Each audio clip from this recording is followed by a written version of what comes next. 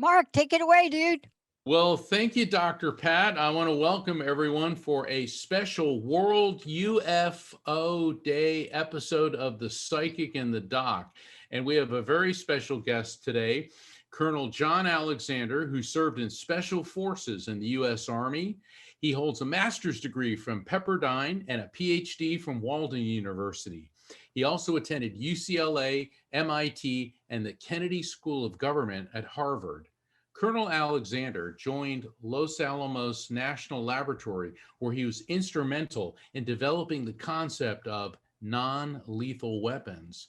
He has advised NATO, the White House, Congress, Council of Foreign Relations, the Department of Defense, the Central Intelligence Agency, the U.S. Special Operations Command, and the National Intelligence Council. John is arguably one of the most dynamic experts on supernatural phenomenon in the world. He headed up a special UFO project for the U.S. military, and he was instrumental with Project Stargate, which explored the uses of psychic abilities using remote viewing and PKMB, psychokinesis metal bending. His travels around the world have included diving with humpback whales and great white sharks.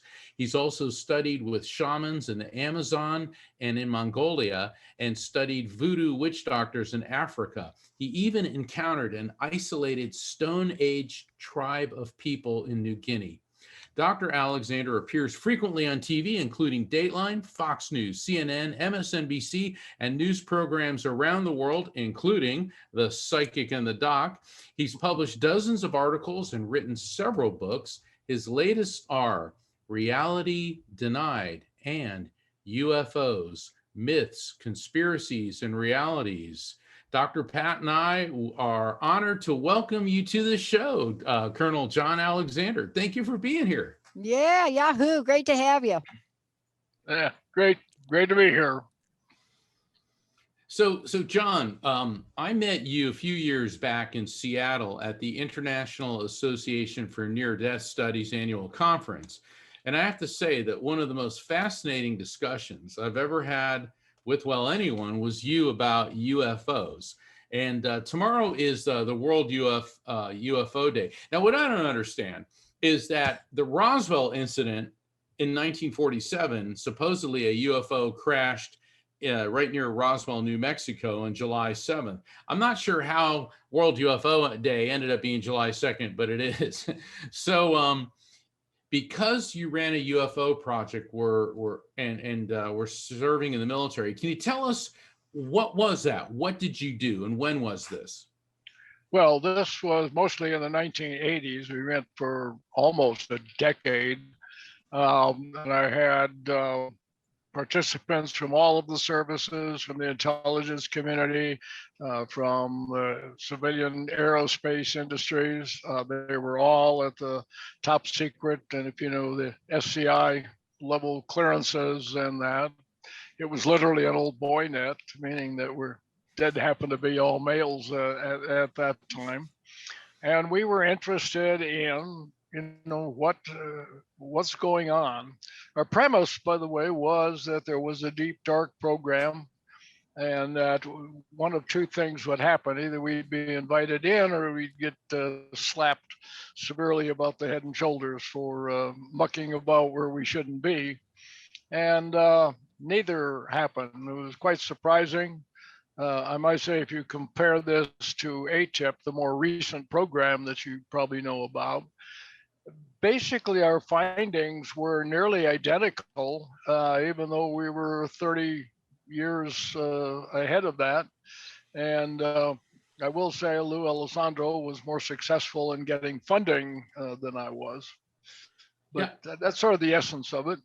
Well, just as a point of clarification, UFO, we all know, stands for unidentified flying object. And I understand now the term UAP, unidentified aerial phenomenon, is the accepted term. But I think tonight, let's just stick to UFOs on that. Now, you said something very interesting. You said that recently they've had more luck in getting funding. So the project that you ran, was this specifically funded, or was this something that the military kind of did through the back door? Well, no, this was something I did, I guess, through the back door.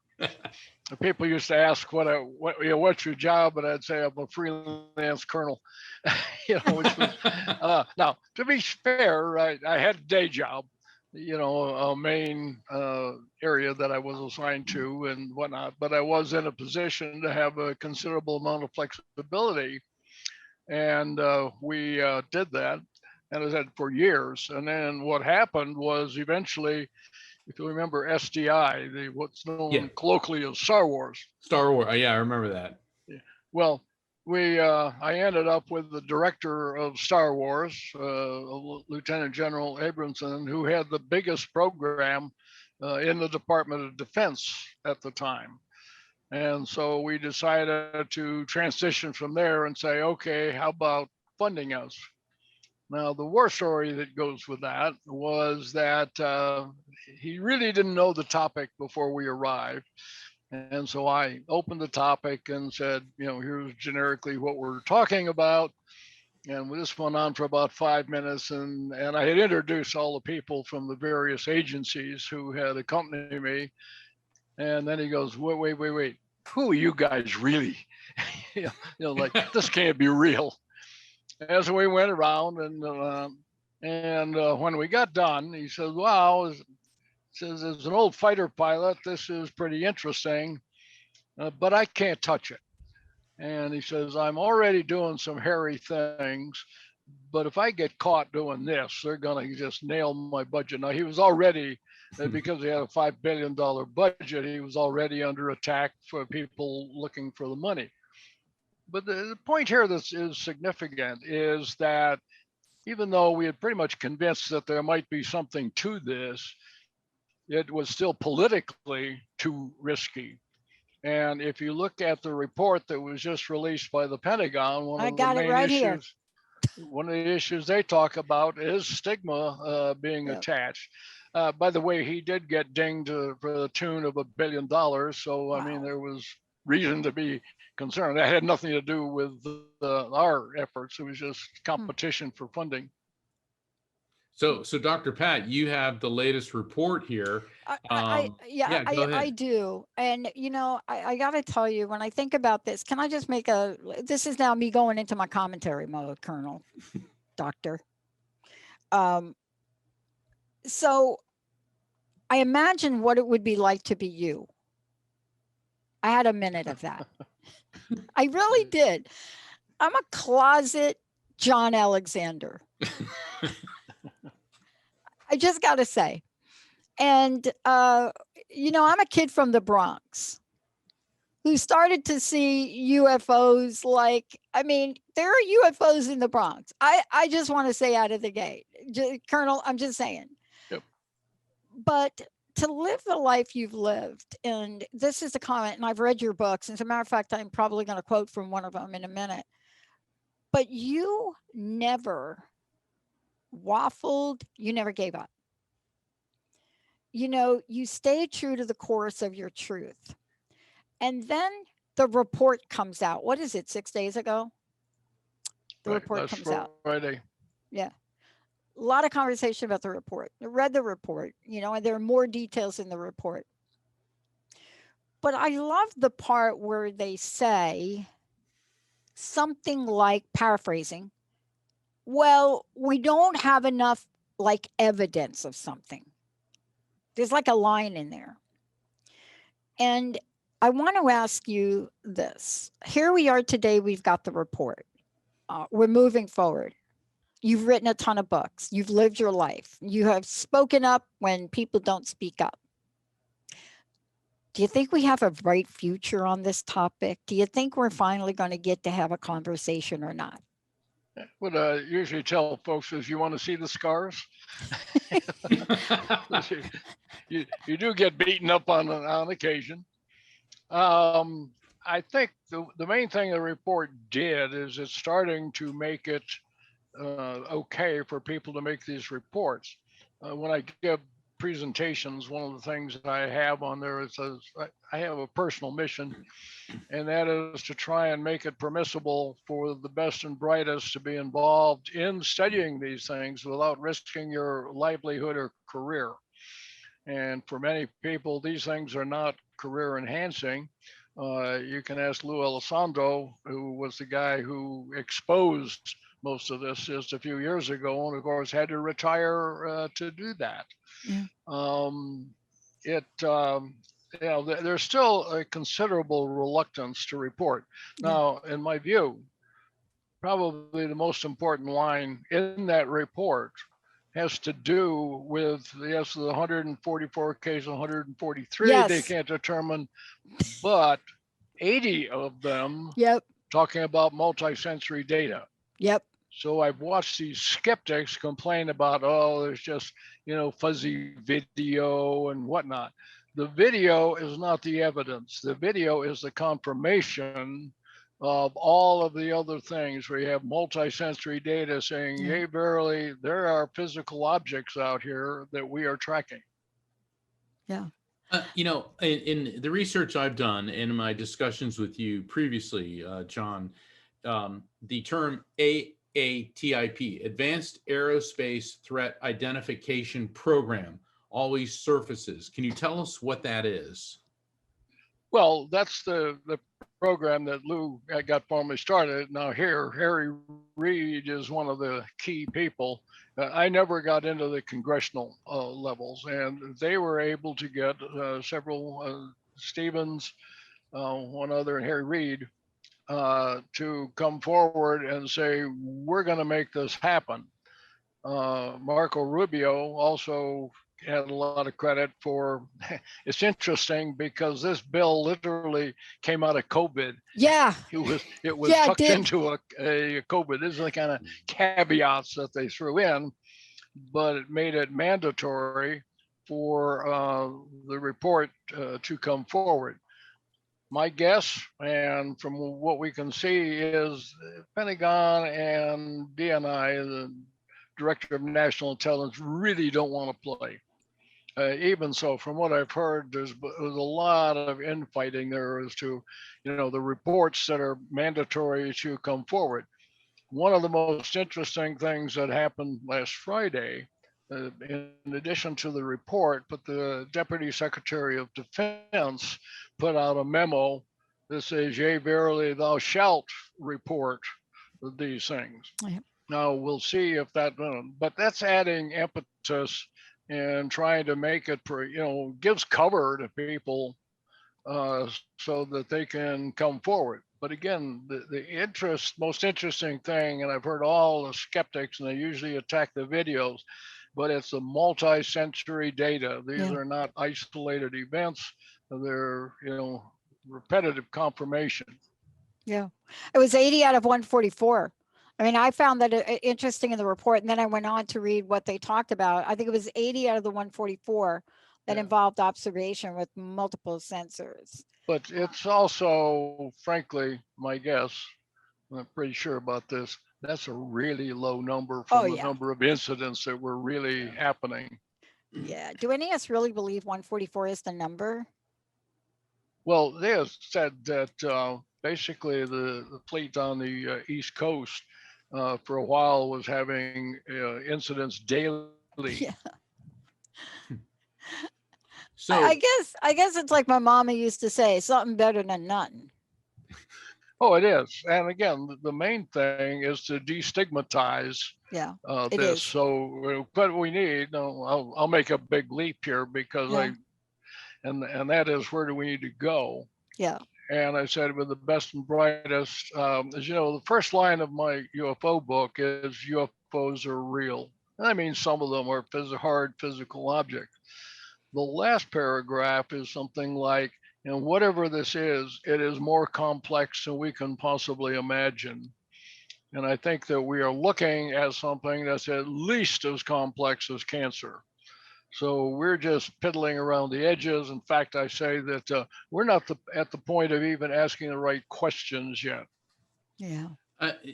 This comes up a lot in the news, and a lot of the skeptics say, well, this could be Russian or Chinese aircraft.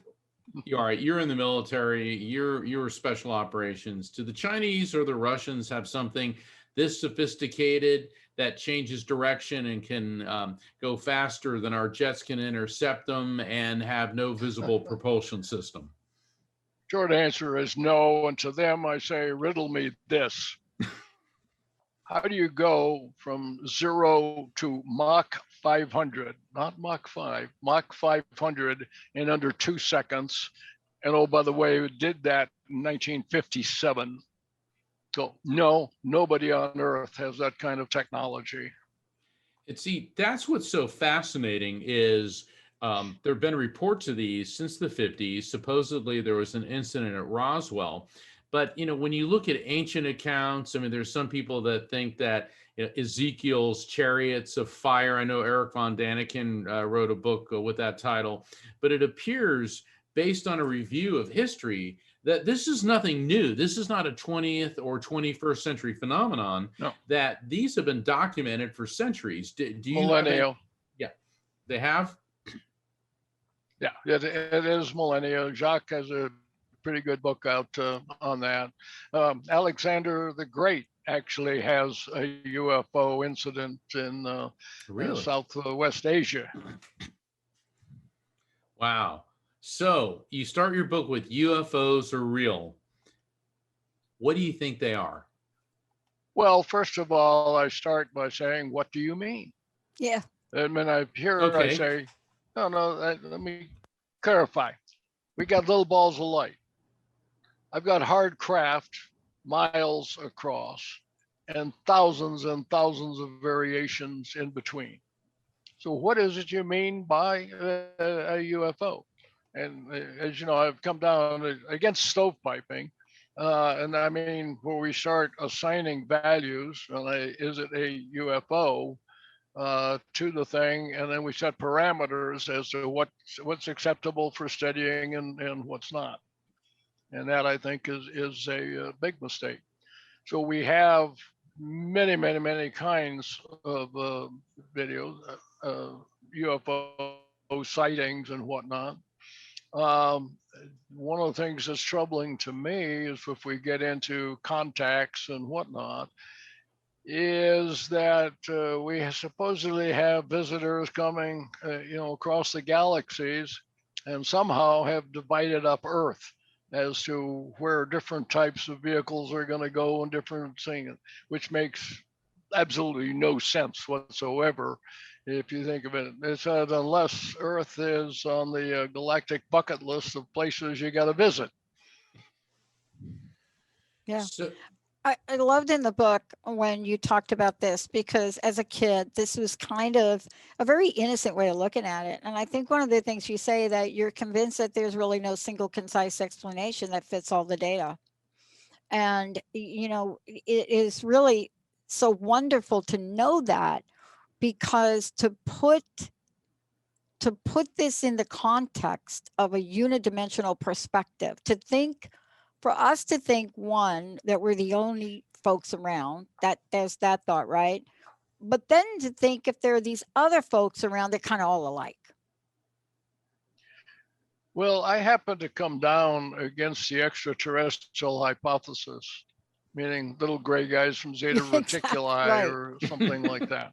Right. Okay. And one of the reasons is there have been reports of interactions between humans and sentient non-humans, again, throughout the entirety of human history, in various shapes and forms and all cultures. So to say it's, you know, somebody coming from a single place, is it ET? In my view, is just does not follow the data.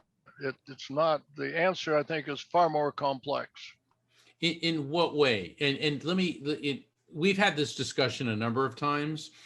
And in one of our discussions, John, you were explaining that the theory of relativity, Einstein's theory of relativity, says that nothing can exceed the speed of light. And I remember you said that these are not tin cans flying through space for thousands of years from some other solar system to get here, but that they're able to fold space time and actually make a leap from one coordinate to the next. Can you expand upon that? Well, in my view, well, what I think we need to do is to look at phenomena in a much broader context. And, you know, I've been involved in a host of those things. It's just, if you're trying to get from, yes, the classic argument, you can't get here from there, wherever there is, just based on these things. I'm going to take it back a step further, and you get to Max Planck and, well, some of the thinking now on people who are looking at consciousness. This is no physical reality arises from consciousness. It's not that we have consciousness in addition to, or, you know, yeah, somehow in our brain or something of that nature. I'll give you some examples that are a bit disturbing. And that is how the phenomena have morphed over time. Now, if it were a straight physical phenomena, you would expect consistency over time. And you do see, you know, silver craft again over millennia. One of the classic ones that got my attention was one Jacques Vallée had, and we're turning the turn of the 20th century, i.e. early 1900s. And this guy's driving around a mountain in the state of Washington. And all of a sudden he says, hovering there is a UFO. It was heptagonal, 7 sides. He said, and I could see every rivet. And you go, wait a minute, within a few years, you know, there's no way in hell you would be going across space with rivets. So it was ahead of their consciousness at that time, but not, you know, technology that's 1,000 years in advance. Before that, in the 1800s, we had craft that were kind of floating through the air and literally stopping and dropping anchors and things of that nature. And so as we watch these things, again, the technology keeps morphing, and it seems to be that it's morphing in concert with where our consciousness is going. That's fascinating. So we're being visited by something, but the official story, because the reports keep saying UFOs are real, but we still don't know what they are. And you were saying that it's as complicated as cancer. So something is coming here.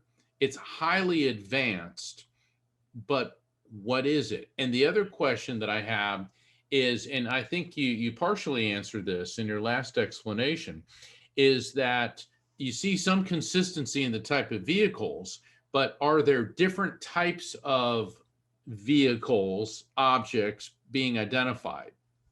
Oh, absolutely. Now, um, you know, one of these problems is that this thing keeps expanding and expanding, and trying to get it down into something as easily quantifiable is difficult. From U.S. government perspective, they are seeing a certain number of certain types of vehicles that are within their airspace, and that's of specific concern. Probably the biggest concern has to do with air safety. Quite frankly, there's been the Navy talked about a number of near misses where we've had civilian airliners with near misses. Yeah. There's even one case in Mexico that supposedly, as it was landing, scraped into something. What are they? Again, the descriptions just vary so much, but some of them certainly have physical characteristics. One of the characteristics that these reports talk about, though, is the Klingon cloaking device, where they just instantly seem to dematerialize and be there. You have transmedium phenomena. We're talking about flying objects here. Face it, with these, we also have submerged objects, and we have things that can transition, from the air into liquid, i.e. the sea, and back out again without seeing any major changes. I mean, that just defies our notion of how we're thinking about, there's no technology that we know of, that we don't have anything that doesn't go into the water, doesn't splash, for instance. And yet we see things going in that don't. So it's like I say, it's as complex as you can possibly imagine. And the problem is we look for solutions that don't fit all of the data. And this is especially true with the skeptics. What they do is they glom onto one tiny aspect and say, here's what I think it is, so therefore we will, announce this as being solved, and just nonsense. Yeah. I might mention George Knapp in UFO cases. There's a video that was recently released where you see pyramid shaped objects, multiples of them around the thing. On the program, George Knapp had one. He was instrumental in bringing a lot of the data out of the former Soviet Union. He had been there before the collapse, and he has pictures taken in Latvia, basically that looks like the same widget, only this was, I think it was 1968. Wow. I mean, part of this, what we're talking about, I want folks to understand a little bit about, the sense of your work that really gets at so many different levels in a strange way, validated outside of everything because when we're talking about these incidences and you look at the report, people may kind of blow it off, but when you look at the percentages of things, they're really quite interesting. I mean, we're talking 18 incidents, right? Described in 21 possible reports where people reported UAA movement or pattern flight characteristics. So they're talking about movement, and they're talking about like what you show in your book, when you start to talk about the speeds of things and you start to talk about, well, this is what it is. Can something really go at 4,000 miles per hour? And then what I loved about this is, as the conversation develops, when you talked about the pilots and the near death and the near misses, 11 of these were recorded. And see, what I love about data is that what you get in data and data sets is like the tip of the iceberg kind of thing. It's like that thing that if it makes a report like this, it's the thing at the top that has passed through so much scrutiny. And, I want to talk with you about perhaps what your book shows that this report doesn't touch upon. Why don't we take a break, Mark? What do you think? Yes. And if anyone would like to call in to ask our guest, Dr.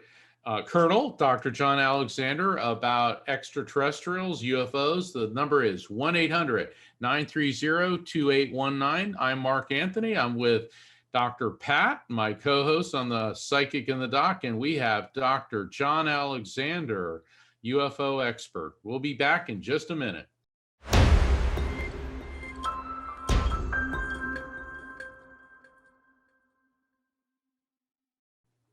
I'm Mark Anthony, and I'm here with my co-host, Dr. Pat Basili, street smart spiritual behavioral psychologist, and we're doing a special World UFO Day episode. And our guest is Colonel Dr. John Alexander, former head of the U.S. military's UFO project.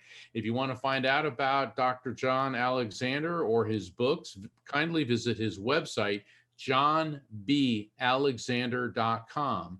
John, thank you for being on the show. Yeah. Dr. Pat, I think we have a caller. I think so, Jacob. Let's go. Sounds good. We're going to bring on Edwin from Washington. We've got Edwin from Washington. Hey, welcome to the show. You're live right here on the Psychic in the Doc. How can we help you? Hey there, Dr. Pat, Mark Anthony, and Dr. John. I just have a big question for Dr. John here. Sure. Okay, big fan, John here. I just, one question. It's been on my mind ever since I've been seeing this on the news, all this stuff about UFOs. And do you believe there are extraterrestrials living amongst us on this planet? And what would their purpose be for that? Love this question. Well, it's a most intriguing question. One of the things you might find surprising, there was a Roper poll done a few years ago, and 20% of the global respondents thought that ET was here and walking among us. That would not be my take per se, but if I might get back to one of the questions that Mark, and this is related to it, that Mark asked in the last segment, and what is that? I come down against the ET hypothesis, and that is we start looking at interdimensional or ultra-dimensional, and some suggest time traveling. But this actually gets Mark into your main field. We start talking about, other dimensions and yes, the physical reality of such, and being able to particularly transfer the information. To the caller's question, I don't think so, but there's certainly no reason why it couldn't be. Okay. Yeah. Interesting. Well, thank you go so ahead, much. Edwin. Thank you. If you have another question, go ahead.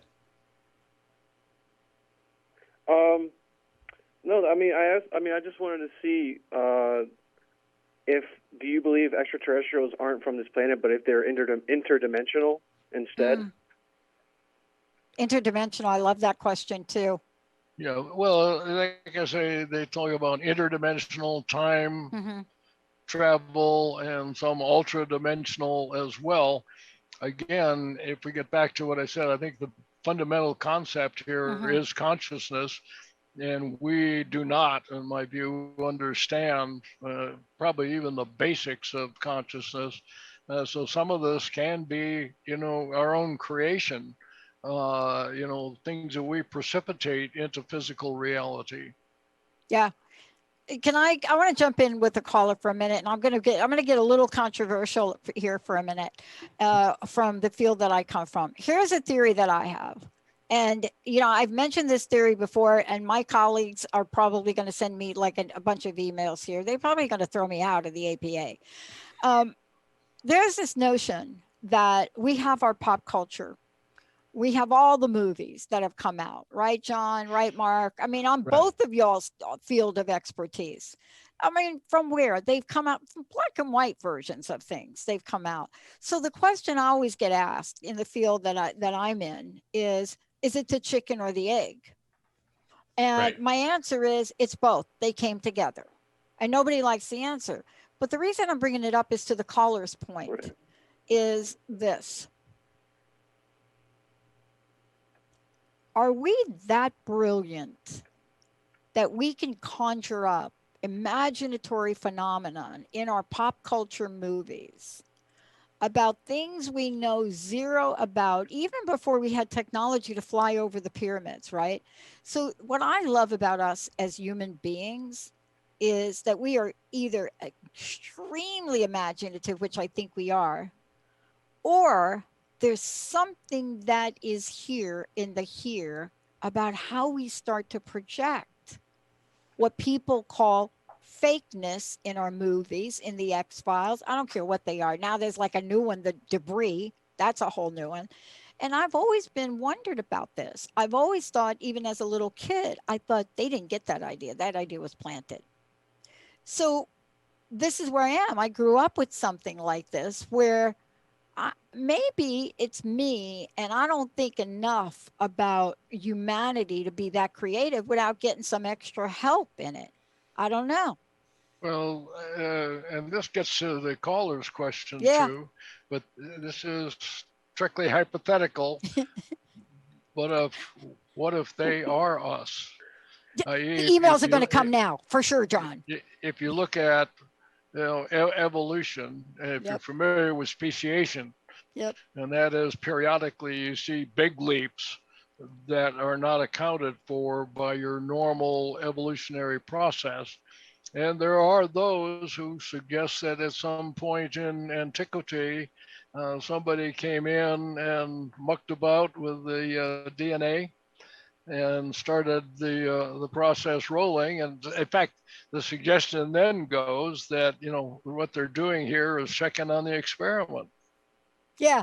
I don't know how many people, I mean, thank you for Men in Black, because now we know that both Oprah, David Bowie, and a bunch of other people were aliens. But, the point is, look at your body of work, John, right?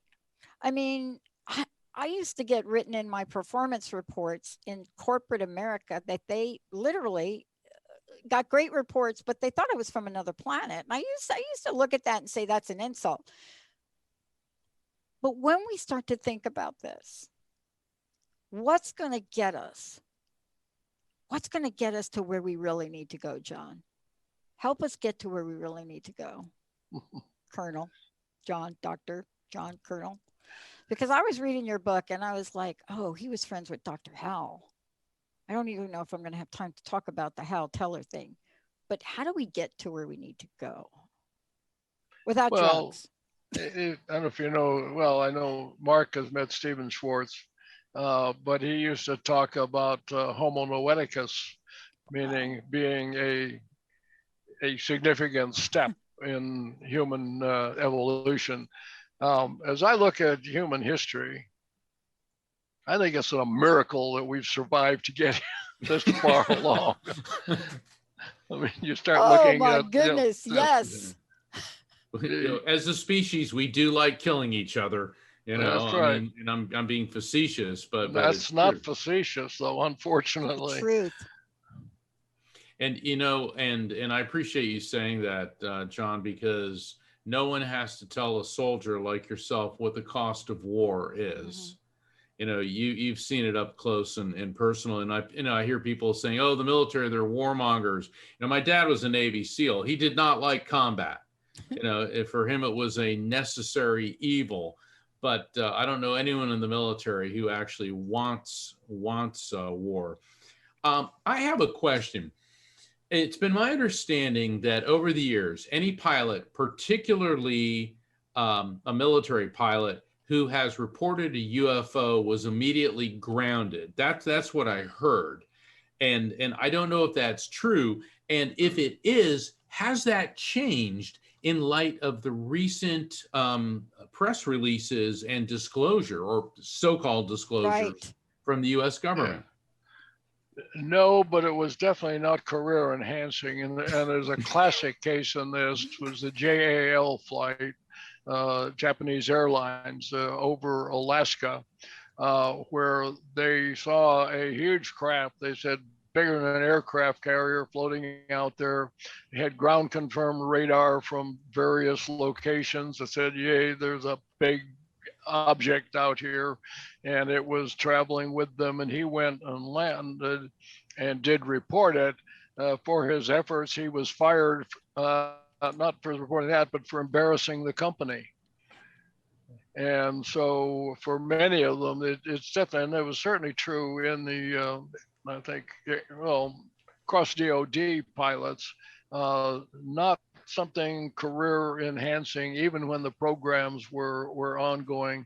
And again, this was a terrible stigma attached.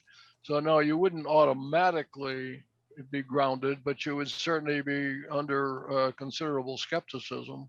Mm. I might give you a side story here, Yeah, but please. Yes. Please. no, it's related. A number of years ago, when I was working with Bob Bigelow, we had NIDS, the National Institute for Discovery Science, and we met with the FAA. It turns out that I knew a senior official at the FAA, and so we went to talk to them about getting the FAA report. And for a number of years, it may still be true that if you check their manuals, it fix you to Bigelow as a place to report it. The key thing, though, was we met with several executives there. The ones who had been air traffic controllers, and had come up through the process, had no problem. I mean, they had heard these things, but it was one of the things. Do you want to report it? No, that's okay. But the stories were certainly there again within the FAA and in a number of airline folklore. But again, we get back to you need to do this so you don't risk your reputation or livelihood. Go ahead, Dr. Go ahead, Pat. Mark. Well, Well, ladies first. no, but you go. I mean, I've been called a lady in over a decade, so you probably should go. Go ahead, Mark. Should we be concerned about whatever these are? Should we be concerned about? Hmm. Well, one of the things I've had recent conversations is, well, we fear this. And what I've suggested, everything you fear is not a threat. Your field, people fear ghosts and things of that nature. Right. That does not constitute a threat. Correct. I can make a strong argument both ways that whether the military should even be involved in this. Right. And specifically, if you go back to the Condon report, the question to Condon was not, are UFOs real? This is the end of Blue Book. But it was, is this a threat? And he came back and said no. And I think he was right there. Where he was wrong, in my view, is when he said, and there's nothing that can be gained by studying this. So I do think, on one hand, the military has an obligation to look at things that are interacting with their systems. On the other hand, as stewards of public resources, i.e. your tax dollars, how much are you willing to spend on something that you have a very low probability of being able to resolve? What I mentioned before is complex as cancer. Yes, but we spend billions and billions of dollars on that and make incremental approaches. My guess is, and people, it's kind of substantiated this, around the world, if you look at all phenomena, not just UFOs, the amount of research dollars available is probably around 10 million per year. And so I bump that up against the Large Hadron Collider, for instance, looking at the God particle, very small particles of interest to theoretical physicists, and that's $1 billion a year on its own. You look at the cost of a man day in space, tens of millions of dollars per man day just to keep people up there. So we have these research and development. One of the things you have heard, if you look at the defense budget, I follow those things, the research and development dollars have been hit very hard. That's considered a bill payer, if you will, in many areas. So there's some really, really tough decisions. Can I take it a step farther and tell you what I think we need? Please do. Yeah, yes, that's sir. what I want to know. What do we need? What I think we need is something like the Human Genome Project. Remember that went on for several. Now you had a definite outcome, but what you did is you had an international approach a number of countries involved, the best universities, and most importantly, data sharing. And with that approach, they were able to come in under budget and ahead of schedule. But it's going to take something like that. And the secrecy is just an anathema to resolving these kinds of problems. Yeah. Well, I think that's an interesting point, if I can follow up on that, Yeah. because we've seen from IANS, the International Association for Near-Death Studies, and I believe you were president of IANS at Right. one point, that it's global. It's global. I mean, on Instagram and Facebook, there's an Iranian branch for IANS, and normally you would think, in a country that's essentially a theocracy, they'd be putting the kibosh on that, but their scientists and medical professionals don't want to. There's also been near-death experiences reported and reports from China. So we're getting them all over the world. And from what you're saying, that's what we need with the UAP, the UFO phenomenon. We need our best all and phenomena. brightest. All Yeah, phenomenal. I'd extrapolate it. Yeah. This should be, you need to look at it more broadly. And this is one of the problems is stovepiping, is deciding it's just this, it's just that. Right. It needs to be much, much broader approach.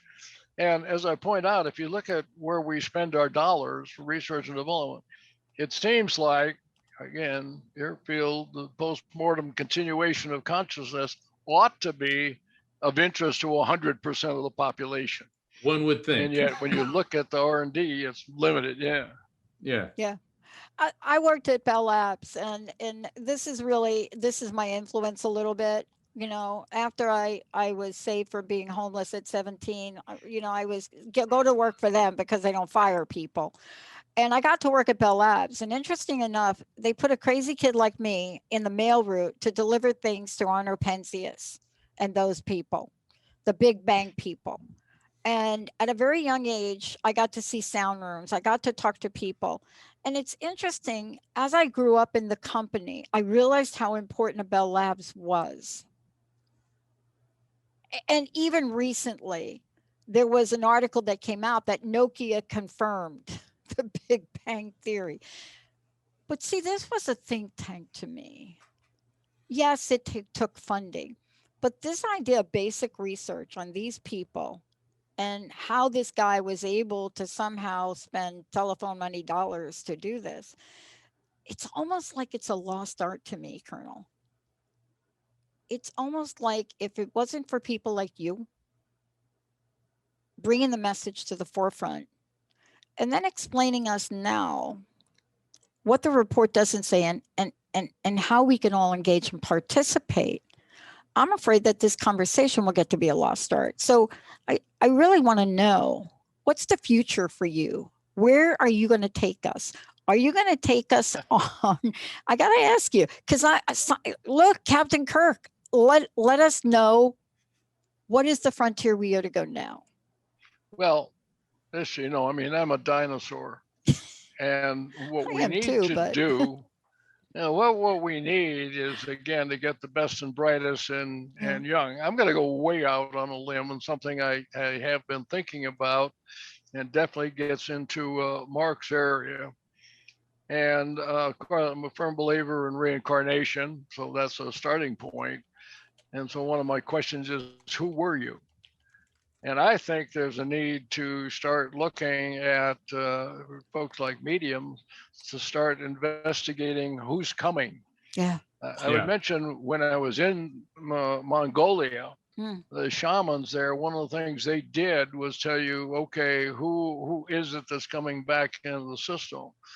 I'd like to see the ability to find early on these best and brightest and facilitate their growth, and I think that can move things much more swiftly. Wow, we got a caller. Do we have time? Can we do that, Mark? I would love to. Yeah. Oh, yeah, Jacob. Who do we have? Perfect. We've got Chip from Florida. Hey there, Chip. Hey there. Hi, Chip. Welcome. You're live on the Psychic in the Dock with Hi, Colonel. how are you guys? Yeah, Colonel's here. Oh, great to have you. How can we help you today? Yeah, sure. Hi, Doctor, and Mark. I do have a question. for the Colonel. I'm actually located near Cape Canaveral. I've got a lot of friends that work for a lot of the military-industrial complex. So one of my favorite party tricks is to, when we have a party here, I wait until they've had just quite enough drinks to start asking the really tough questions about what they know and don't know. So I actually have a slew of questions, but in listening to what you guys have been covering tonight, I'm going to kind of narrow it more down to what do you think is going on with this secret space force that now suddenly is considered a new space force? They've renamed Patrick Air Force Base, acting like as if this is something brand new, when most of the information I'm hearing is it's not new. It's been around for a very long time. It was just considered secret. They've now come more public. And the one big question that everybody keeps asking is, how can you have a space force if we don't have any ships actually out in space at this moment? How is that even possible? And clearly, does that mean we do have craft that's out there and this is all part of the information that's now coming public? Does that make sense? Well, we absolutely do. It's called the ISS, International Space Station. Do we need a space force for that? No, if it comes down to in the conspiracy realm, if you're talking about that space force, I don't believe it exists. And one of the ways you can look at that is if you look at the NASA budget under Apollo, it was 4% of the national budget. Right now, NASA's at about 0.4% and struggling to maintain. Yep. I think it was a political gimmick more than anything else. Now, having said that, all of the services rely heavily on space-based assets from, reconnaissance communication. Most people don't realize that 95% of the DoD communications goes through civilian satellites. I love that we're talking about this topic, and I love that caller question, because there's so many ways we can go, and this hour it's gone, like it's flown by. It's like, what is it, 0 to 4,000 miles per hour? Yeah, that's like one of those things, sensory things. I got to thank you for joining us here today, but also for a lifetime of work. And, they make great movies out of dinosaurs, John. Jurassic Park, they do.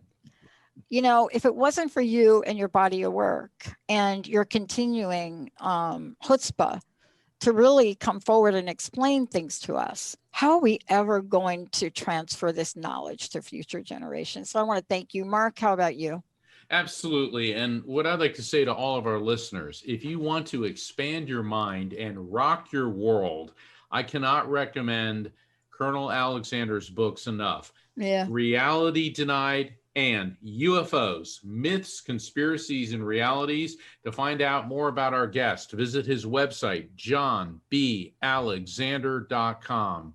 John, always a pleasure. You know what? I think you need to come back, because we didn't even get into talking about your work with psychics. And not at all. Not at all. Thank you so much for all that you do. John, one last question. I want to know what your personal message is. I would like to know what you'd like to leave us with. And of course, make sure we know how to find out more about you. Well, the biggest thing is we need to get the best and brightest involved in research in all of these areas, and that they do so without risking their livelihood or career. Love it. Thank you. What an honor to have you on the show, sir. Yeah.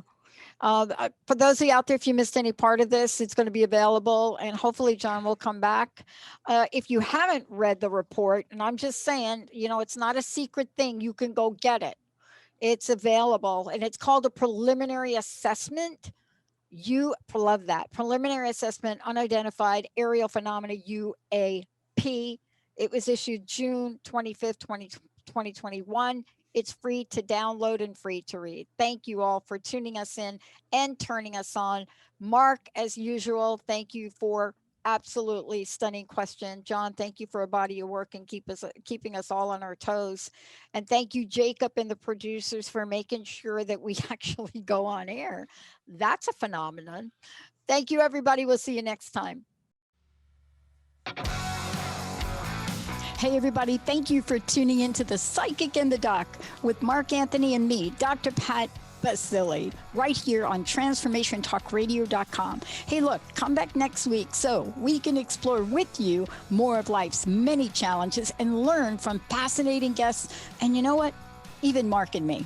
We'll connect you and discover insights from people in this life and from the afterlife. Extraordinary problems? Yeah, they do. They require extraordinary solutions. But step into the world of possibilities with us on The Psychic and the Doc. That's every Thursday, 4 p.m. Pacific Time, 7 p.m. Eastern Time, right here on transformationtalkradio.com. That's transformationtalkradio.com. And don't forget, we're also live face-to-face on facebook.com, Transformation Talk Radio.